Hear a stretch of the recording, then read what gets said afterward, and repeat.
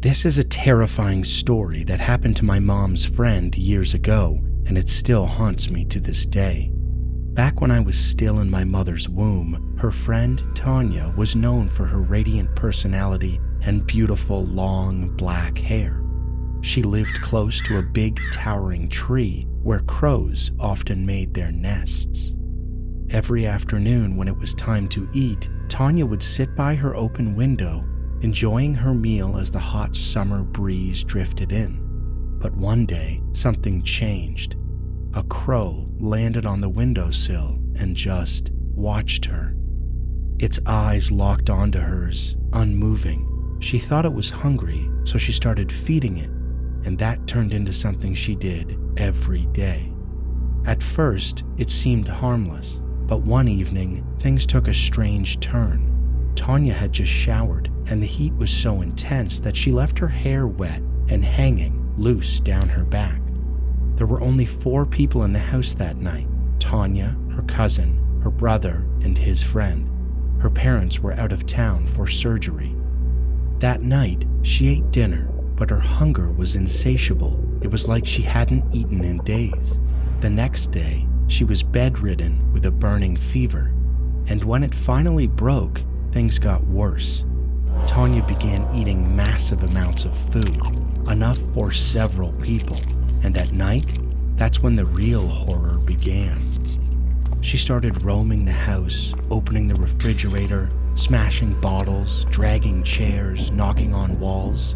It was as if she wasn't in control anymore. The doctors called it sleepwalking, but her family knew better. Then one day, my mother went to visit. What she saw was burned into her memory. 7 or 8 people were inside Tanya's bedroom, desperately trying to hold her down. She was thrashing with such strength they could barely manage her. That was the last time my mother dared to interfere. Eventually, Tanya was brought to a priest. He placed his hands on her shoulders and began praying. As he did, a deep, guttural voice erupted from her mouth. He asked, "How many of you are in there?" And that voice replied, 7. There are 7 of us inside her. The priest was horrified. "Why did you enter her?" The voice answered, She cared for us. She fed us. We're taking her to the underworld. That's when he realized the truth. The crows weren't just birds. They were spirits. And when she laughed, when her long, wet hair hung down her back, that's when they took their chance. The ghosts warned the priest Tanya would never marry, never have children, and if she tried, tragedy would follow. The priest threatened them.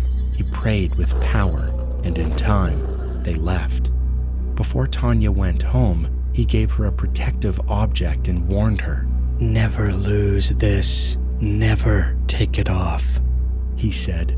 Years passed. Tanya married. In 2014, she became pregnant but lost the baby. Again in 2018, and once more in 2022.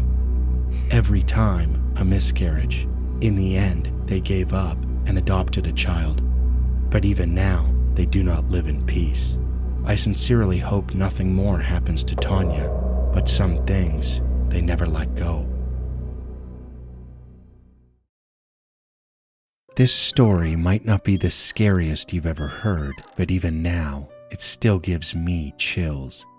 It happened when I was just a kindergartner. My school was a 2-story building, and on this particular day, this happened during recess. My friends and I had just finished eating snacks we'd bought from the canteen, and we ran out to play on the playground. But after a while, we got bored and decided to play hide and seek. It was the last round of the game, and one of my friends suggested we go up the left side stairs of the building to hide. But once we got there, everyone chickened out. They said it was too creepy. But I wasn't scared, so I decided to go up alone. I made my way up the stairs, and at the top, there was just one door. As the seekers started counting down, 10, 9, 8, I turned the doorknob, opened the door inward, and stepped inside. The room was dusty, like it hadn't been touched in years. Chairs were scattered and tipped over, and cobwebs hung in the corners. I sat down in a spot near the door, crouched low, and scanned the room. That's when I noticed it. Red splatters on the walls, dripping. It smelled awful, like something rotting under layers of dust. There was a blackboard at the front of the room, and on it were smudged handprints, streaked in the same red color. It should have been a red flag, but at the time, I thought it was just old paint, so I stayed. A few minutes passed. It was quiet, almost too quiet. Then I heard it, a noise from the closet. A thump, a shift, a rustle. I froze in fear, but I was just a kid. I didn't want to find out what it was, so I just ran out of the room and found my friends. I was happy I'd won the game. They hadn't found me, and soon recess was over. Back in class, one of my friends leaned over and asked me where I had been hiding. She said they had been calling my name over and over, but I never answered. I told her I was hiding upstairs, in that room on the left side of the building. She looked at me like I was crazy. Then she said something that haunted me for a very long time. She said, "That room's been locked for years." Apparently, the key was lost a long time ago, and no one ever found it. Everyone who tried that door said it was always locked. So, how did I open it? How did I walk right in without a key? And those noises in the closet? What was inside that room with me? And the handprints? Looking back now, they didn't look like paint. They looked like blood. Hi, I'm Jess. I'm 17 now, but I was 15 when this happened. We had just moved to Siquijor, an island in the Philippines known for its witches and strange, unsettling happenings. My mom had warned me about its reputation, but nothing could have prepared me for what I experienced. When we arrived, there were only 4 other houses nearby, scattered along a lonely road. We settled in quickly. A few months passed without incident until one night I noticed something very strange. One of our neighbor's dogs was sitting perfectly still in the middle of the road, staring into the darkness to the right. It was midnight, and he looked like he was waiting for something or someone. Every now and then, he would bark into the night, a low, fearful bark. I looked around, expecting to see someone walking down the road, but there was no one. I checked on my own dog, too, curious if he sensed anything unusual, but he was sound asleep, curled up peacefully. Eventually, I brushed it off and went back to bed. A few days went by with nothing, but then one night it felt like everything changed. I was up late watching K-dramas in my room around 1 or 2 a.m. when I heard a loud scream, a distant, desperate cry for help. At first, I thought it was just a neighbor having a bad dream, but as I sat on my bed, glued to the screen, I felt it. Someone walking outside the house. When I looked toward the window, I noticed the motion sensor light outside kept flickering on and off, but no one was there. I tried to reason with myself. Maybe it was just the wind or a branch blowing past the sensor. But deep down, I felt that something was wrong. Then I heard the voice again, closer this time. It was low, almost a whisper, impossible to tell if it belonged to a man or a woman. Panic crept into my chest. My dog, who had been silent, suddenly began barking. Soft at first, almost confused, like he didn't understand why he was the only one reacting. None of the other dogs in the neighborhood made a sound.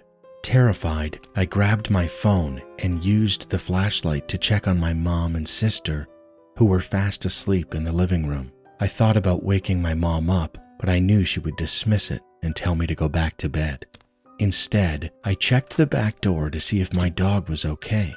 He looked different, stiff, his tail low, ears pinned back, staring into the empty road. I followed his gaze. The road was deserted. There was only a single streetlight barely illuminating the dense darkness beyond. All the neighbors' houses were pitch black, no lights on, no sounds.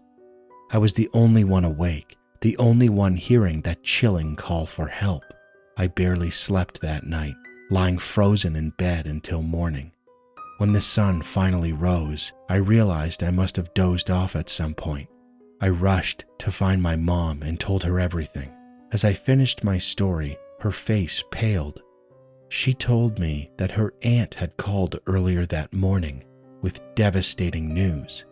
One of my mom's cousins had passed away that night from a sudden heart attack. The same night, I heard the voice calling for help. My mom believed it was her cousin's spirit, lost, confused, still clinging to life, and that the cries I heard were her soul pleading for help, unable to accept what had happened. Since that night, nothing like that has ever happened again, but I still wonder, what was it that I actually heard that night? Growing up in India, we moved around a lot because of my father's job. At one point, we settled into a new house, a small place with only 2 rooms and a tiny veranda at the back.